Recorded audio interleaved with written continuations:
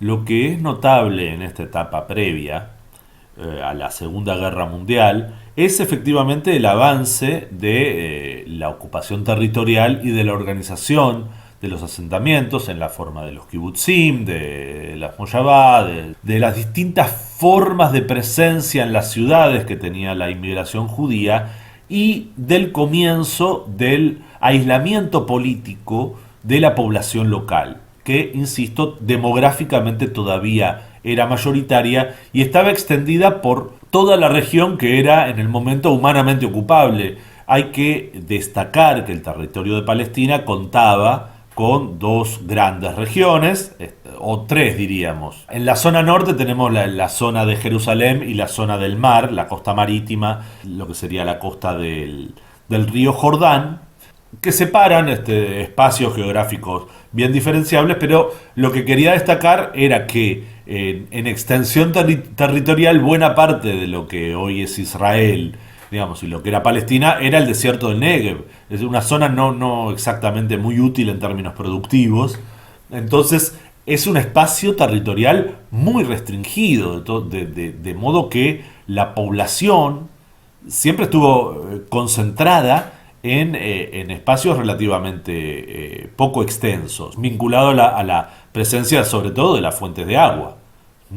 con especial énfasis en el agua potable. Recordamos que como fuente de agua potable el recorrido del río Jordán es muy breve, va desde las alturas del Golán y el lago de Tiberíades hasta el Mar Muerto. Entonces es un recorrido breve del agua potable de ese lado, y el otro lado tampoco se caracterizaba por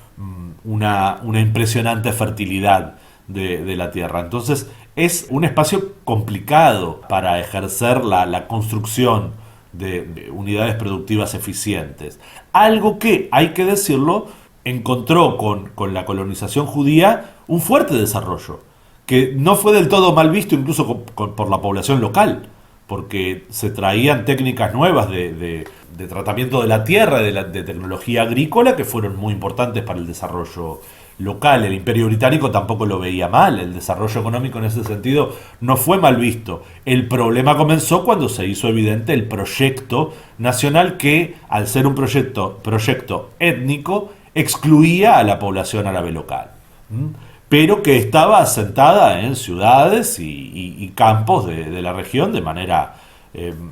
extensa. Estaban. Entonces, el problema poblacional se transformó en algo realmente importante. Entonces, acontece efectivamente en Europa este evento cataclísmico para la experiencia judía, que fue la Segunda Guerra Mundial. Obviamente fue una catástrofe a nivel mundial, afectó a muchísima gente, a muchísimos pueblos de manera muy fuerte, muy dura. No fue en lo absoluto una experiencia judía en lo exclusivo, pero ciertamente en lo que se refiere a la ideología sionista fue tremendamente importante, y la lectura de lo judío dentro de las propias comunidades judías respecto del sionismo también encontró un cambio, porque fue tal el impacto de la destrucción causada por el genocidio nazi, que es difícil medir en términos político-ideológicos dentro de las comunidades judías. En primer lugar, porque eliminó una parte tan grande de la población judía europea oriental, que se produce un desbalance demográfico, pero también cultural. También se da el caso de que buena parte de la cultura judía sefardí, incluso mizrají, terminan siendo eliminadas en la Segunda Guerra Mundial. Entonces se produce ese empobrecimiento del judaísmo en general, y por otro lado el impacto hace que se revalorice la experiencia sionista, porque como una de las bases ideológicas era generar un espacio donde el judaísmo estuviera protegido de los arranques de odio nacionalista contra ese elemento extraño que era el judaísmo dentro de otras naciones, bueno, parece encontrar una nueva y más profunda justificación, lo cual a su vez sirve para profundizar en el proyecto sin medir las consecuencias de no tener en cuenta a la población local, lo cual prepara el terreno para un enfrentamiento violento y con una muy mala resolución política. En cuanto a la geopolítica, bueno, la salida de la Segunda Guerra Mundial es igualmente importante porque con lo que nos encontramos es con un imperio británico que ya no es la potencia económica dominante, la vara de mando ha pasado con claridad a los Estados Unidos de Norteamérica, intacto en sus capacidades productivas, más moderno en términos de su organización capitalista, más dotado de recursos naturales, ya muy dotado de recursos humanos y con una capacidad productiva en aquel momento totalmente inigualable, en una hegemonía económica que, bueno, se puede considerar que hasta el presente está tal vez compartida, pero presente. La decadencia del imperio americano no es tal que uno no pueda aceptar que es una de las dos mayores potencias globales en materia económica. Entonces es una hegemonía que se ha extendido de distintas maneras, pero a lo largo ya de 70 años. En cualquier caso, la salida de la Segunda Guerra Mundial y esa debilidad del Imperio Británico nos muestra que ya no es capaz de contener los conflictos en la región, por lo cual decide algo bastante extraño desde el punto de vista de una potencia dominante, que es retirarse. Tanto el Imperio Británico como el francés determinan retirarse de la región, lo cual da lugar a el Imperio francés, por supuesto, ya se había retirado bastante más que el británico, pero eso da lugar a la formación de los últimos estados nacionales más próximos a Israel en la región y a la reconfiguración de la geopolítica local, en donde queda por determinarse únicamente qué es lo que va a pasar con Palestina. Porque Siria se forma del desmembramiento del Imperio francés, lo mismo ocurre con Líbano, Jordania, Irak, con el retiro de Inglaterra, se termina con el proceso de independencia egipcio y saudí, algo que ya había ocurrido, pero se termina de configurar la región. De hecho, nace un nuevo nacionalismo arabista en germen, pero que va a culminar en la década del 50 con la lógica del tercer mundo local arabista, que tuvo como principal figura al egipcio Nasser. Muy importante ese desarrollo para el desarrollo histórico posterior de la región, pero el caso palestino es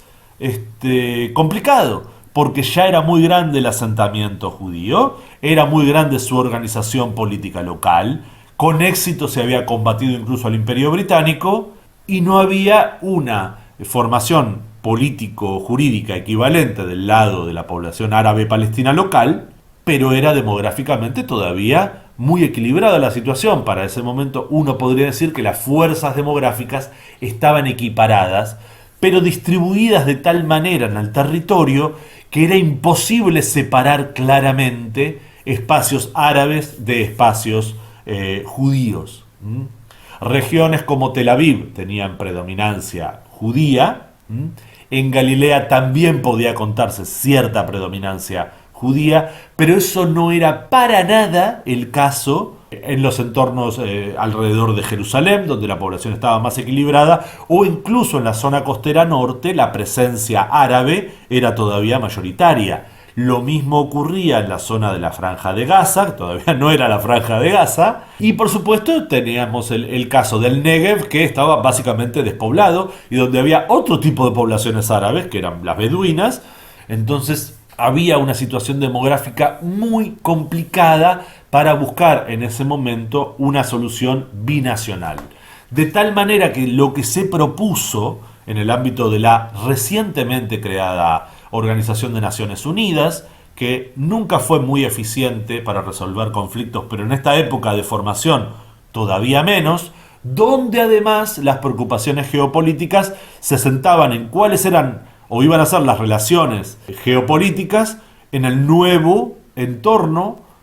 considerando, bueno, la derrota de Alemania, sobre todo en la Segunda Guerra Mundial, pero también la debilidad de los imperios europeos tradicionales, el ascenso innegable de Estados Unidos y también el ascenso del Imperio Soviético como actor geopolítico global. Entonces, entre eso y el desarrollo de las capacidades nucleares, primero en Estados Unidos, pero muy rápidamente también en la década del 50 del Imperio Soviético, de la Unión Soviética, bueno, las relaciones de poder dan lugar al mundo bipolar y prácticamente de inmediato a la Guerra Fría, de tal manera que la solución de lo que ocurriera en Palestina, primero no era una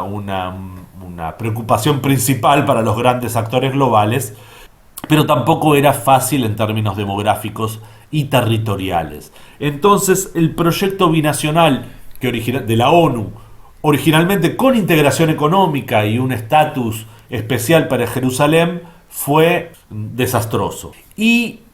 además no contaba claramente con legitimidad por parte, por ejemplo, de los actores locales. A los palestinos no se les preguntó. No toda la población sionista local ni internacional estaba de acuerdo. Más bien la idea era que fuera más amplio el territorio controlado por el sionismo, por el hogar nacional judío, porque una parte importante de lo que se le asignó en esa partición fue el desierto del Negev, que no era muy útil económicamente todavía, y no se les preguntó a las naciones árabes, que eran un actor importante, cómo debía resolverse la cuestión, con lo cual los países árabes optaron por decir que la ONU no tenía legitimidad para crear países, lo cual es cierto. Entonces se dio un conjunto de factores ideológicos en donde la población árabe palestina, sin una gran organización política, no significa que no tuvieran identidad local, no significa que no tuvieran proyección en cuanto a ideologías políticas de lo local, ¿sí? Pero no tenían la misma organización política que el asentamiento sionista. Entonces lo que se dio fue una gran debilidad de la población árabe palestina para poder enfrentar la situación. Porque no es que los países árabes dijeron, bueno, tengamos un Estado palestino. Porque también era muy raro lo que se intentaba resolver, porque era una solución de compromiso. Entonces, en una muy confusa situación, se dio la retirada del Imperio Británico de la región, e inmediatamente se desató el conflicto entre el asentamiento y la organización judía local con los países árabes circundantes, una guerra de no muy alta intensidad, no es que se pusieron todas las capacidades militares en el terreno, fue una guerra extraña desde el punto de vista de los objetivos y de la intensidad. Está claro que había una vocación de los países árabes de no permitir la formación de un Estado judío local, pero el hecho es que quienes pagaron con su destrucción política amplia y definitiva fueron los segmentos poblacionales palestinos, árabes locales en la región controlada por el Imperio Británico en ese sentido, porque Jordania se formó con bastante facilidad, luego se dieron conflictos internos muy relevantes, pero que no se vio amenazada su formación. Lo mismo para Siria, Líbano, Egipto se consolidó, Irak también en cierta medida, pero la población palestina quedó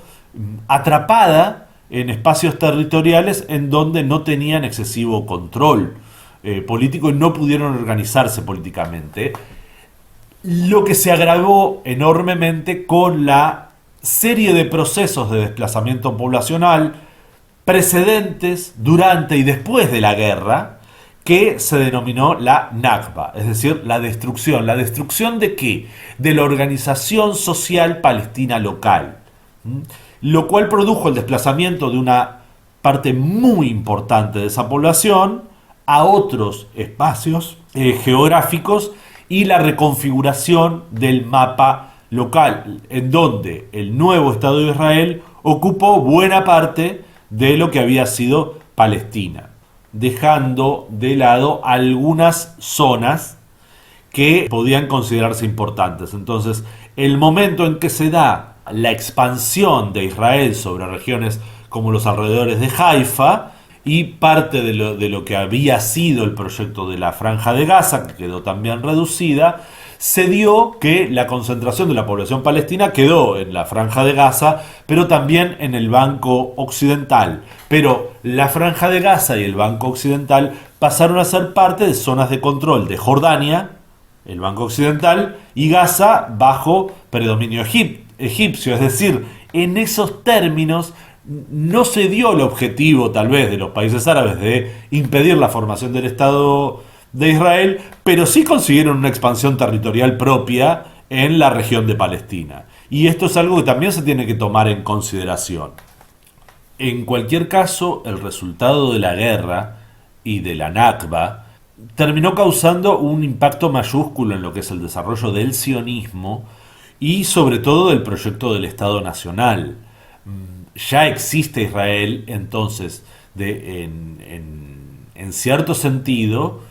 el objetivo principal del sionismo se encuentra cumplido. Amenazado, se puede decir, en una situación muy difícil, pero cumplido en esta medida. De todas maneras que ya podemos empezar a hablar de un viraje del proyecto sionista al proyecto nacional que se empezaba a desarrollar en una situación absolutamente de conflicto y de, reconfiguración de la observación de lo que iba a ser el sionismo a escala internacional,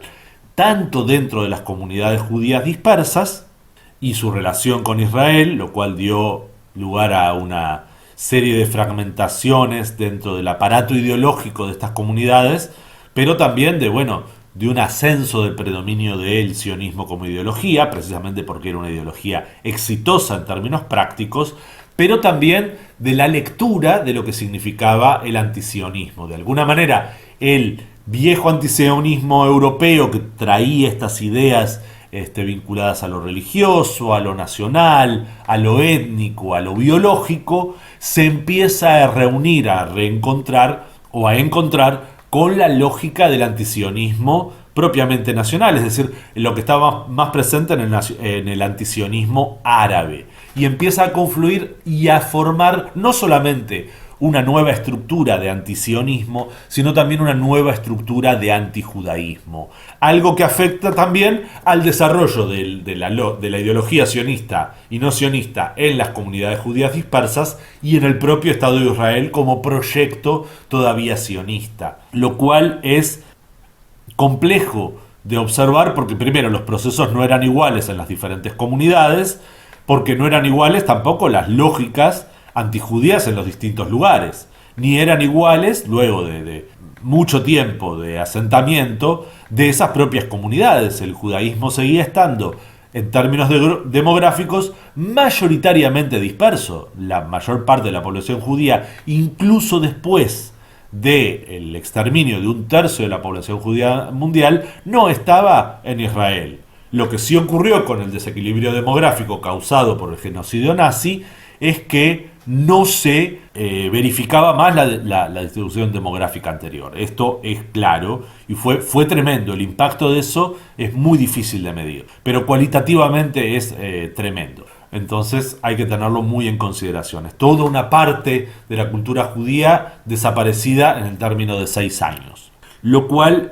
también da lugar a otro tipo de consideraciones acerca de la legitimidad tanto internacional como dentro del judaísmo que tenía el propio sionismo, porque el exterminio nazi tuvo como principal efecto un sesgo de confirmación. Dijo, efectivamente hacía falta el hogar nacional judío porque miren lo que pasó. Pero si uno se fija históricamente, son dos procesos vinculados, pero que siguieron trayectorias diferentes. ¿Sí? No es que el genocidio nazi determinó el éxito del proyecto sionista, porque eso tuvo que ver con la práctica del sionismo político en lo internacional y en lo local. Podría decirse que iba a darse con independencia del impacto del genocidio nazi. Al mismo tiempo no se verificó que del genocidio nazi se diera una brutal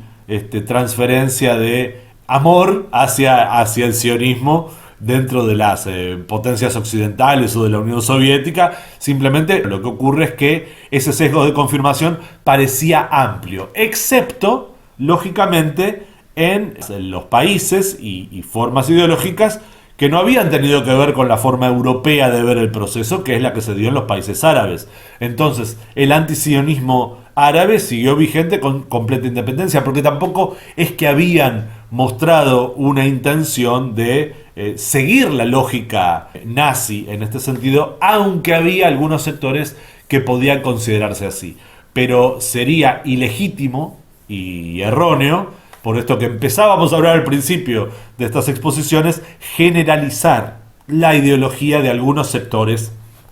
que sí radicalizaron sus posiciones antisionistas con sesgos antijudíos dentro de los países árabes. Entonces nos encontramos con esta apertura de una nueva etapa en donde, bueno, lo que pasamos a analizar es el intercambio de relaciones presentes en el judaísmo y en sus relaciones internacionales, ya con la existencia del Estado de Israel como actor fundamental. En todo caso, lo que no puede dejarse de lado, a los efectos de comprender los resultados de estos procesos, particularmente el resultado de la Guerra de la Independencia, como se llama en Israel, y la Nakba, como reconocemos el exilio de la población palestina, es que efectivamente se plantea el estado de cosas que nos lleva al momento presente, en el sentido de que ya no es posible constituir un Estado palestino, por una parte, debido al resultado de esa guerra, por la expansión de la ocupación territorial israelí y por la expansión de la ocupación territorial de Jordania y de Egipto,